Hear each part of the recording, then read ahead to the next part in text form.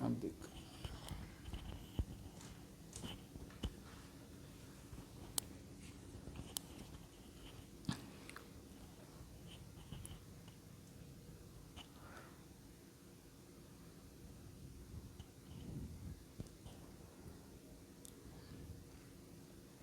PF case bank solution.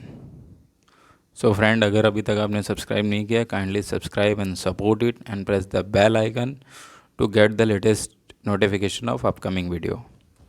सो आज के video का ऑब्जेक्टिव है banking system in India.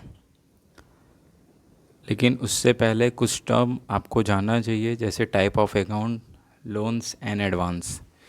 Basically ये लोन्स एंड एडवांस बैंक हमें प्रोवाइड करती है, और टाइप्स ऑफ अकाउंट इंसान अपनी ज़रूरत के अकॉर्डिंग ओपन करता है। लेकिन उससे पहले हम कुछ बातें ये जान दें कि एक्चुअल में बैंक होता क्या है। बैंक एक मीडिएटर होता है, एक फिनेंशियल इंस्टीट्यूशन होता है दो लोगों के बीच का। एक ऐसे लोग जो कि जीडीपी में एक अपना मेजर कंट्रीब्यूशन रोल प्ले करते हैं, और दूसरे ऐसे लोग जो आम आदमी होते हैं, जो मिडिल क्लास रहते हैं। तो जो रिच पीपल होते हैं वो क्या करते हैं, उनके पास पैसा ज़्यादा होता है।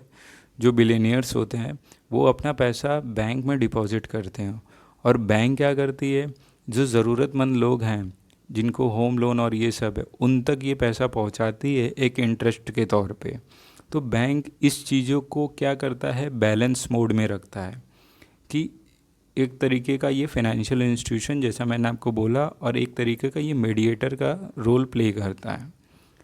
फिर उसके बाद हम ये बात करेंगे कि बैंक फंक्शन क्या करता है। बैंक बेसिकली दो तरीके का फंक्शन करता है, जिसको हम मेंशन करते हैं प्राइमरी, और दूसरा करते हैं सेकेंडरी। प्राइमरी जो होता है वो आपका डिपॉजिट, लोन और एडवांसेस में आता है, और सेकेंडरी में आपका चेकबुक बनाना हो गया, एटीएम प्रोवाइड करना हो गया, क्रेडिट कार्ड देना हो गया, बैंक लॉकर देना, ये सारा आपका सेकेंडरी में आता है। फिर उसके बाद करते हैं डिपॉजिटेड के। बेसिकली दो तरह के डिपॉजिट होते हैं, एक डिमांड होता है, एक टर्म होता है। डिमांड डिपॉजिट में भी दो अकाउंट आते हैं, एक सेविंग अकाउंट आता है, और एक करेंट अकाउंट आता है। वहीं टर्म में दो तरीके का आता है, एक रिकरिंग आता है, एक फिक्स डिपॉजिट अकाउंट आता है। आप इसे चार तरह के अकाउंट भी जानते होंगे। अब बात करते हैं सेविंग। सेविंग जो होता है, नाम से ही लग रहा है कि पैसा बचाना। आम आदमी जब एक एक ऐसी अमाउंट कमाता है या अर्न करता है, वो चाहता है कहीं सेव करे और उस पर उसको कुछ पैसा मिले इंटरेस्ट, तो वो क्या करता है, सेविंग अकाउंट खुलाएगा, हमारे जैसे आम आदमी लोग। अब बात करते हैं बड़े लोगों की, जो कि करेंट अकाउंट, ये बिजनेसमैन लोग खुलवाते हैं, क्योंकि इसमें कोई टाइम लिमिट नहीं होता है, जैसे सेविंग में नहीं होता है, कोई ट्रांजेक्शन लिमिट नहीं होता है। इनफैक्ट बड़े लोग यानी करंट अकाउंट जो होता है, इसमें आपको ऑपरेबिलिटी यानी ऑपरेबिलिटी जो चार्ज है वो एक्स्ट्रा देना पड़ता है बैंक को। इस अकाउंट के खुलवाने के क्या प्रॉफिट है, मैं आपको अभी आगे बताऊंगा जैसे जैसे वीडियो आगे जाएगा। अब बात करते हैं रिकरिंग अकाउंट की। रिकरिंग अकाउंट का मतलब क्या होता है कि अगर सपोज दैट आपको हर महीने कहीं से 5,000 मिल रहा है या 6,000 मिल रहा है, और आप चाहते हो कि उसे मैं 6 महीने कलेक्ट करूँ तो वो 30,000 में बन जाए, लेकिन नहीं हो पाता ड्यू टू एनी सर्कमस्टांसेस, और उस पर कुछ इंटरेस्ट मिले, तो आप रिकरिंग अकाउंट खुला सकते हो। मिनिमम 6 होता है, मैक्सिमम ये 10 ईयर होता है। पेमेंट इंस्टॉलमेंट होता है। इंटरेस्ट जो होता है वो फिक्स्ड डिपॉजिट अकाउंट से कम और सेविंग अकाउंट से ज़्यादा मिलता है। और एक खास बात, रिकरिंग अकाउंट में अगर आप समय से पहले पैसा निकालते हो तो पेनाल्टी चार्ज लगता है, वो आपका कट जाएगा, और जितना पैसा आपका महीने तक बनता है, जब तक आप निकालना चाहोगे उतना ही मिलेगा। सेम वैसे फिक्स डिपॉजिट अकाउंट में होता है, बस इसमें ये रहता है कि अगर आप चाहते हो कि आप लंबे समय तक अपना पैसा इन्वेस्ट करो, तो क्या होता है कि आप फिक्स डिपॉजिट अकाउंट ओपन करवाते हो, और इसमें जो इंटरेस्ट मिलता है as compare to all saving, recurring and current, इन सबसे अच्छा ही इसमें मिलता है। तो अगर आप पैसा लंबे समय तक इन्वेस्ट करना चाहते हो तो आप फिक्स डिपॉजिट अकाउंट ओपन करवाते हो। फिर बात करते हैं लोन एंड एडवांस की। जैसे कि मैंने आपको बोला पहले ही कि बैंक क्या रोल प्ले करता है। बैंक जो है वो ये रोल प्ले करता है कि एक मीडिएटर होता है between the people who play a major role in GDP contribution and आम आदमी बोले तो मैंगो पीपल।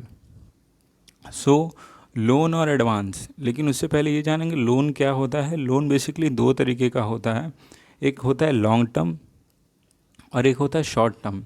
अगर कोई भी लोन लॉन्ग टर्म है तो वो 1 साल से ज़्यादा के लिए होगा, अगर कोई भी लोन शॉर्ट टर्म है तो वो 1 साल तक होगा, यानी अप टू 1 ईयर होगा। ठीक है, जैसा मैंने आपको बोला था, आप इसमें देख सकते हो कि अगर कोई भी लोन लॉन्ग टर्म है तो ग्रेटर देन 1 ईयर होगा, अगर शॉर्ट टर्म है तो वो अप टू 1 ईयर होगा। वहीं बात करते हैं हम एडवांस की, तो एडवांस जो होता है वो ऑलवेज भी short term up to 1 year. और ये कैसे दिया जाता है? कैश क्रेडिट, ओवरड्राफ्ट और बिल डिस्काउंट। हाँ, ये 3 तरीके से दिया जाता है। आप इसमें देख सकते हो, जैसा मैंने आपको बताया, कैश क्रेडिट, ओवरड्राफ्ट और बिल डिस्काउंट। अब मैं आपको ओवरड्राफ्ट बताता हूँ। जैसा मैंने आपको बोला था कि करंट अकाउंट खुलवाने का फ़ायदा क्या होता है, अब आपको पता चलेगा। ओवरड्राफ्ट बेसिकली क्या होता है, सपोज दैट आपका अकाउंट जीरो है, आपके अकाउंट में कुछ पैसा नहीं है, तो भी आप चाहते हो कि बैंक से पैसा लो, तो बैंक क्या करती है, आपको एक लिमिट देती है। उस लिमिट में आपको सपोज दैट कि जनधन योजना है, आपके अकाउंट में वो जीरो बैलेंस में खुलता है, तो बैंक क्या करती है, एक लिमिट रखती है 10,000, और वो 10,000 रुपये क्या होती है, आपके अकाउंट में ट्रांसफ़र कर देती है और विड्रॉल कर लेते हो।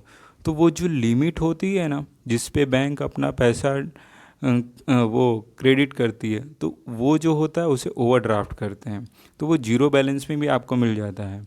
फिर आता है कैश क्रेडिट। अब आम आदमी अगर किसी से उधार नहीं लेना चाहता है और वो बैंक से चाहता है पैसा मिल जाए, तो उसे क्या कहते हैं, क्रेडिट कार्ड और कैश क्रेडिट, जैसा कि हम सभी यूज़ करते हैं। मैं एक बात और कहना चाहूँगा फिर से कि ओवरड्राफ्ट वो होता है अगर आपके अकाउंट में जीरो है और बैंक एक इनिशियल लेवल पे एक पॉइंट डिसाइड करता है कि हाँ आप इतना रिटर्न या इतना पैसा आप उठा सकते हो बैंक से, तो वो पॉइंट जो होता है वो ओवरड्राफ्ट होता है, वो आपको करेंट अकाउंट में दिखने को मिलेगा। बिल डिस्काउंट क्या होता है, सपोज दैट आप किसी रेस्टोरेंट में गए, ये बेसिकली बिजनेसमैन लोग करते हैं, ये एक एग्जांपल है आपको समझाने के लिए। आप सपोज दैट किसी रेस्टोरेंट में गए और वहाँ पे आप खाना खाए और भूल गए वॉलेट, तो क्या होता है, म्यूचुअल अंडरस्टैंडिंग से एक बिल डिस्काउंट तैयार होता है, सपोज दैट कि 3 तारीख तक का। लेकिन अगर वो सामने वाले को ज़रूरत पड़ गई 30 तारीख को, अगर वो जाता है बैंक में, तो उससे वो पैसा जो भी था 10,000 रुपया आपने खाया या फिर जो भी, तो वो उससे कट के मिलेगा, क्योंकि उस पर जो डेट डली थी वो 3 तारीख की थी। तो वो जो पैसा कट के मिलता है वो क्या होता है, बिल ऑफ एक्सचेंज और bill of discount. So I hope आपको वीडियो पसंद आया हो और नॉलेजेबल लगा हो। Thanks for watching till the end. Kindly subscribe it and be safe, be positive and be motivated. Thank you.